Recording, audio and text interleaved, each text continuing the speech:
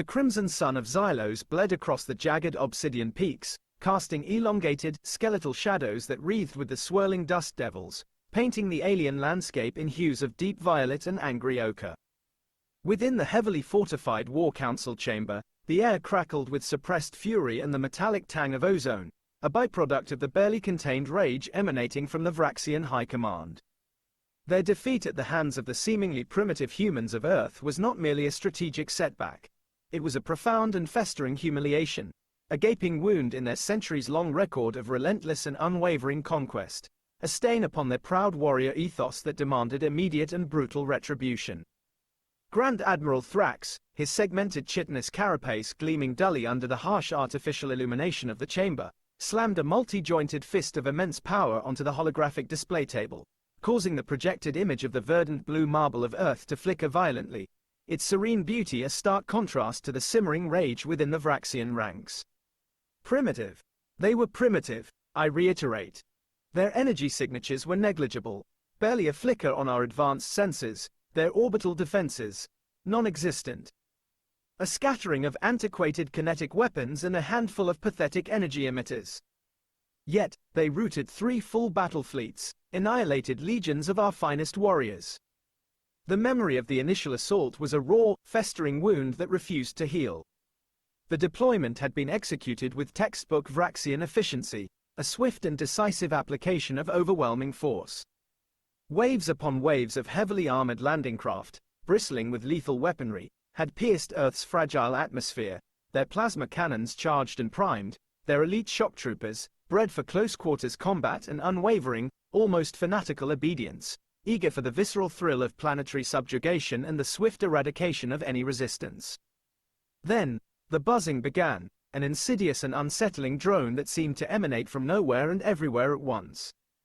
At first, it was dismissed as a minor annoyance, a mere swarm of tiny, insignificant metallic insects flitting haphazardly around the descending landing craft, their movements seemingly random and inconsequential. The Vraxian shock troopers, encased in their formidable exoskeletons and focused on the impending ground assault, had swatted at them dismissively with their heavy weapon gauntlets, their attention fixed on the seemingly defenseless targets below. But then the whispers began, not through their secure military comm channels, but directly within the deepest recesses of their minds, insidious urges and sudden, inexplicable bursts of irrational anger that seemed to bloom from the very core of their being. The rigid and absolute hierarchy that defined every aspect of Vraxian society, the unwavering chain of command that had been the bedrock of their military dominance for millennia, began to unravel with terrifying and bewildering speed. Subordinates, driven by sudden and uncontrollable fits of rage, challenged their direct superiors. Long-simmering resentments and buried grievances, previously unthinkable, boiled over into open and brutal violence, and the meticulously planned battlefields of Earth erupted into scenes of chaotic fratricide, Vraxian fighting Vraxian in a bewildering and self-destructive frenzy. The strategic implications of this unforeseen internal conflict were devastating, rendering their superior numbers and firepower utterly useless. But the psychological impact on the Vraxian High Command, witnessing their disciplined legions descend into chaotic self-destruction, was perhaps even more profound and deeply unsettling. The Vraxians, who prided themselves above all else on their unwavering discipline, their absolute obedience to the collective will, and their unshakable unity of purpose, had been inexplicably undone not by superior weaponry or strategic brilliance, but by the insidious exploitation of their own deeply ingrained biological imperatives, a tactic they considered utterly dishonorable, a violation of the very principles of honorable warfare. Yet, the seemingly primitive humans had wielded this unconventional weapon with a ruthless efficiency that belied their technological inferiority, leaving the proud Vraxian Empire reeling from a defeat that defied all logical explanation. Across the vast and inky gulf of interstellar space, the ancient and Ruiji Hadrun Dominion observed the Vraxian debacle with a detached and intensely analytical interest, their multifaceted eyes, capable of perceiving a far wider spectrum of electromagnetic radiation than human or Vraxian eyes, meticulously recording and processing every available data point. The Hadrun, a species whose civilization was painstakingly built upon meticulous planning, the careful accumulation and rigorous analysis of knowledge, and a profound respect for historical precedent, prided themselves on their unwavering commitment to never repeating the costly mistakes of others. Their approach to the newly encountered human species, a species that had demonstrated such unexpected and unconventional capabilities, would be characteristically cautious, their every move and every interaction carefully calculated and predicated on a thorough understanding of the potential risks and rewards. Grand strategist Lyra Novan, her multifaceted eyes reflecting the complex and rapidly scrolling data streams across her personal interface, addressed the assembled members of the Hadrun High Council, her calm and measured vocalizations resonating with an ancient wisdom. The Vraxians, she intoned, her voice carrying the weight of centuries of strategic analysis, were ultimately undone by their inherent arrogance, their unwavering belief in their own superiority, and their over-reliance on the blunt instrument of brute force. The humans, while demonstrably inferior in conventional weaponry and lacking the vast military infrastructure of the Vraxian Empire, demonstrated an unexpected and highly effective capacity for asymmetric warfare. Their so-called wasps effectively exploited a fundamental biological vulnerability within the Vraxian physiology, a vulnerability that our own extensive bioscans had not previously identified. The Hadrun fleet that materialized in Earth's orbit was a marvel of strategic deployment, a silent and formidable array of advanced vessels, each positioned with meticulous precision for optimal sensor coverage, overlapping tactical advantage, and the seamless execution of any contingency plan. Their advanced sensor probes, far exceeding human and even Vraxian capabilities, meticulously and silently scanned the entirety of the Earth system, searching for the telltale energy signatures of hidden planetary shields, the subtle gravitational anomalies indicative of concealed orbital platforms or cloaked warships, and the minute subspace distortions that might betray the presence of advanced stealth technology. Yet, the data returned was almost nothing. Earth appeared remarkably, almost suspiciously, undefended, a verdant and seemingly vulnerable jewel suspended in the vastness of space, seemingly ripe for the taking. Admiral KLN, a veteran of countless strategic engagements spanning centuries and known for his meticulous planning and unwavering caution, felt a prickle of unease that belied the seemingly straightforward tactical situation. It was too easy, the lack of any significant defenses too blatant. The humans' unexpected and decisive victory over the formidable Vraxian war machine hinted at a far deeper complexity, a hidden layer of capability that their initial scans had failed to detect. As his fleet prepared to deploy the initial exploratory landing parties, a single, unencrypted transmission, a clear and deliberate beacon in the silent void of space, emanated from the seemingly undefended planet below. It was not a declaration of war or a desperate plea for mercy, but an unexpected invitation. An open offer of dialogue, a sincere gesture of cultural exchange, a profound and intriguing proposition of mutual understanding between two vastly different species on their initial, tentative encounter. The human ambassador, a woman named Anya Sharma, stood before the assembled members of the Hadrun High Council, her demeanor remarkably calm and her gaze steady, radiating an unexpected aura of quiet confidence. She spoke not of military might or technological prowess, but of art that stirred the soul, of philosophical inquiries that probed the very nature of existence, of the intricate and often tumultuous tapestry of human history, filled with both remarkable triumphs and devastating failures.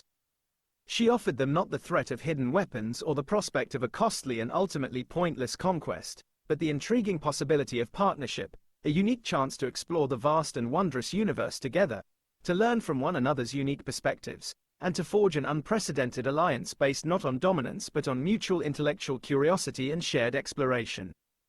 The Hadrun, a species whose civilization was fundamentally built upon the unwavering pursuit of knowledge and the meticulous accumulation of understanding, found themselves unexpectedly intrigued by this novel approach. The potential for profound intellectual and cultural enrichment, the opportunity to unlock new avenues of understanding the cosmos, far outweighed the perceived ease of a swift but ultimately intellectually barren military subjugation. A treaty of mutual cooperation was signed, an unprecedented and potentially galaxy-altering alliance forged between a technologically nascent species that had demonstrated unexpected strategic capabilities and one of the galaxy's oldest and most rouge civilizations, a testament to the power of diplomacy in the face of the unknown. The humans had demonstrated a different kind of power, a power that transcended mere military might, the power of open communication, the willingness to extend a hand of peace even after proving their capacity for unconventional and devastating warfare.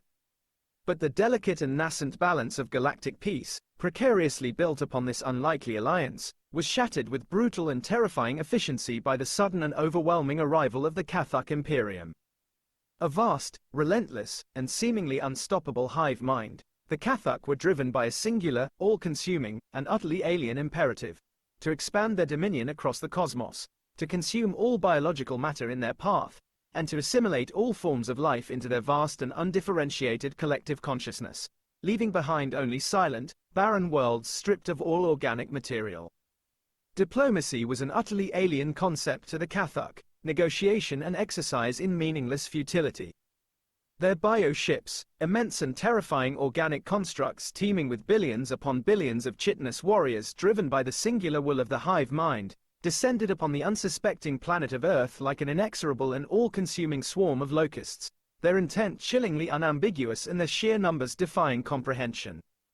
The Hadrun, bound by the solemn terms of their newly forged treaty and their inherent commitment to upholding their agreements, stood resolutely alongside the comparatively meager human defense forces, their sleek and advanced weaponry firing in concert with Earth's surprisingly sophisticated, albeit conventionally weaker, systems, creating a desperate but ultimately insufficient bulwark against the overwhelming tide. But the sheer, unimaginable numbers of the Cathuck bioships and the relentless, unwavering advance of their countless warriors proved to be an insurmountable obstacle. Their organic dreadnoughts, bristling with bioluminescent weaponry and protected by layers of hardened chitin, absorbed energy blasts and kinetic projectiles with terrifying ease, while their swarms of smaller attack craft overwhelmed defensive emplacements through sheer attrition. The Cathuck advance seemed unstoppable, a living, breathing tide of organic destruction that threatened to engulf the entirety of Earth and extinguish the nascent spark of human civilization. It was in this darkest hour, with the fate of humanity hanging precariously in the balance, that humanity unveiled its final, most audacious, and utterly enigmatic gambit, Protocol Omega.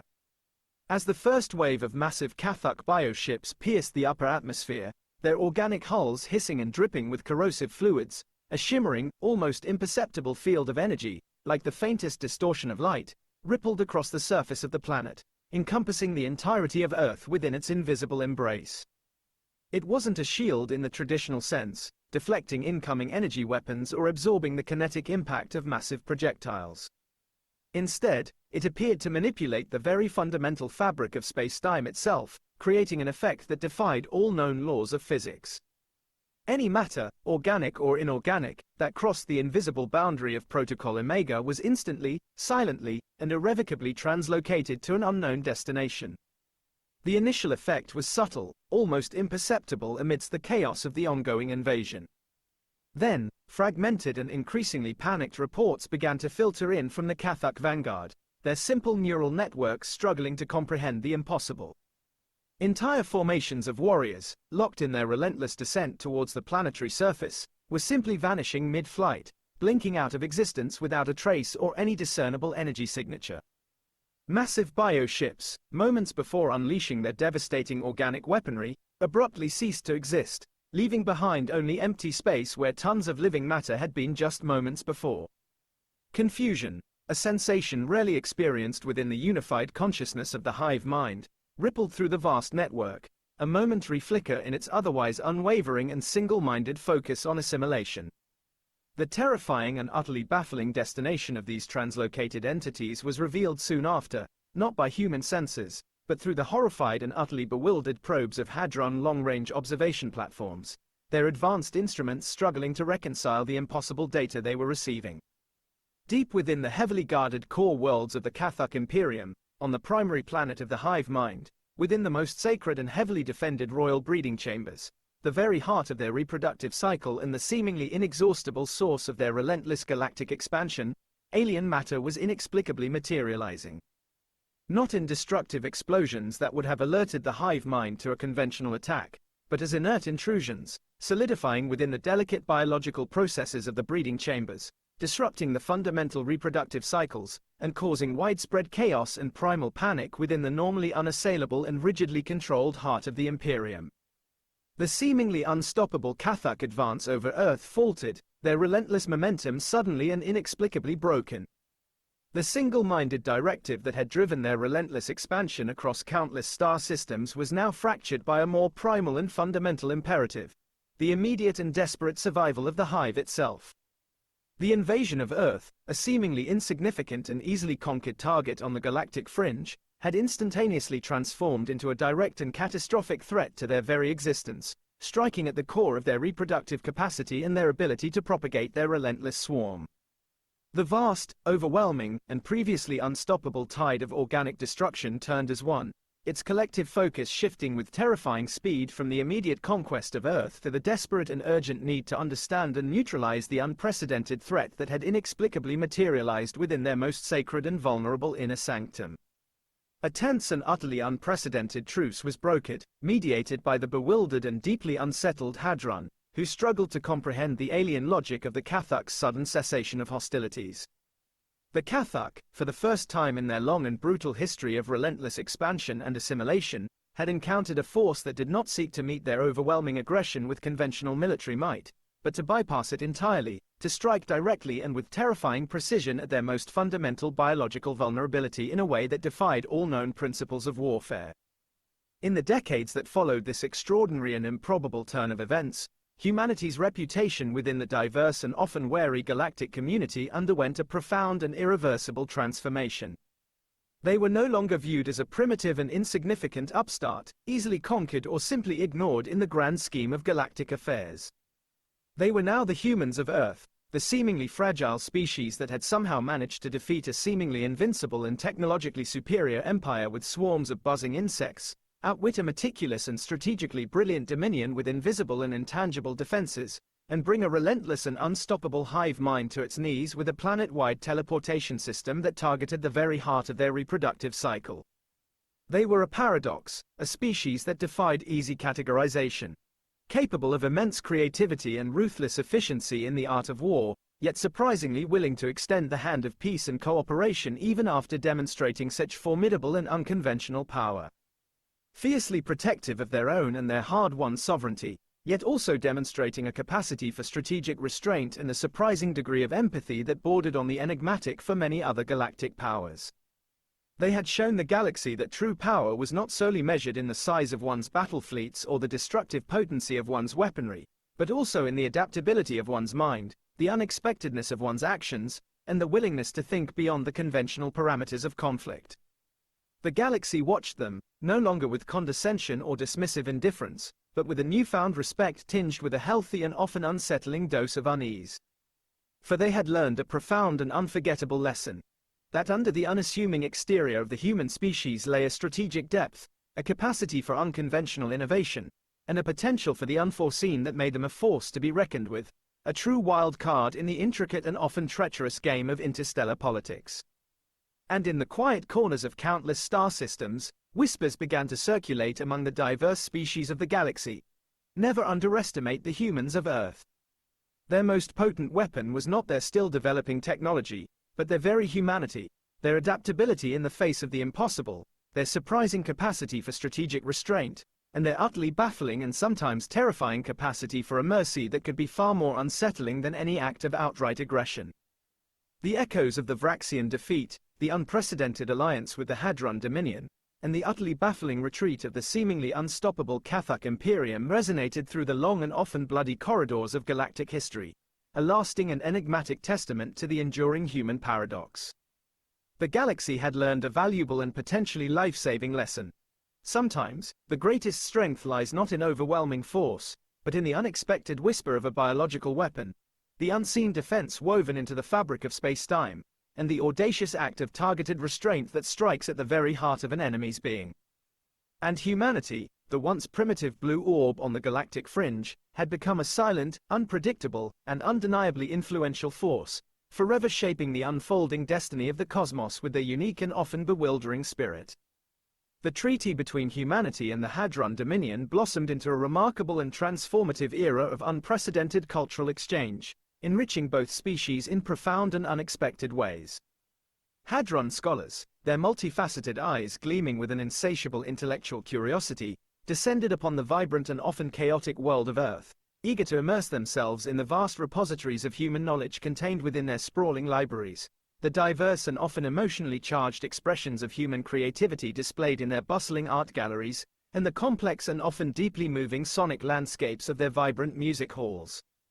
They marveled at the seemingly chaotic beauty of human cities, the passionate intensity of human emotions that often defied logical analysis, and the seemingly boundless human capacity for artistic innovation and philosophical inquiry. Human artists, philosophers, and scientists, in turn, embarked on transformative journeys to the serene and meticulously ordered worlds of the Hadrun Dominion, experiencing firsthand the profound intellectual traditions and the ancient wisdom that permeated their crystalline cities and their meticulously organized societies. They explored the grand libraries filled with the accumulated wisdom of millennia, the intricate and geometrically perfect crystalline structures that served as Hadrun cities, reflecting light in mesmerizing patterns, and the profound and often deeply abstract philosophical debates that shaped the very fabric of Hadrun society, delving into concepts of logic, reason, and the fundamental nature of the cosmos that often transcended human understanding. They learned of the Hadrun's deep and abiding respect for knowledge as the ultimate pursuit, their patient and methodical approach to understanding the universe, and their unwavering commitment to logic, reason, and the careful accumulation of empirical evidence. Ambassador Anya Sharma, her eloquence, genuine curiosity, and deep respect for Hadrun culture earning her the profound respect and trust of the Hadrun High Council, became a frequent and honored visitor to the serene world of Cygnus 7. She skillfully facilitated the exchange of artistic masterpieces, the meticulous translation of ancient and culturally significant texts, and the collaborative exploration of cutting-edge scientific frontiers, fostering a deep and mutually beneficial intellectual partnership. Human scientists, known for their intuitive leaps, their creative problem-solving, and their willingness to embrace unconventional ideas, collaborated closely with their Hadrun counterparts, whose deep understanding of advanced materials, energy systems, and the fundamental laws of physics was unparalleled. Their joint projects ranged from the development of more efficient and sustainable energy sources, combining human ingenuity in fusion technology with Hadrun expertise in harnessing zero-point energy fluctuations, to the unraveling of the intricate mysteries of quantum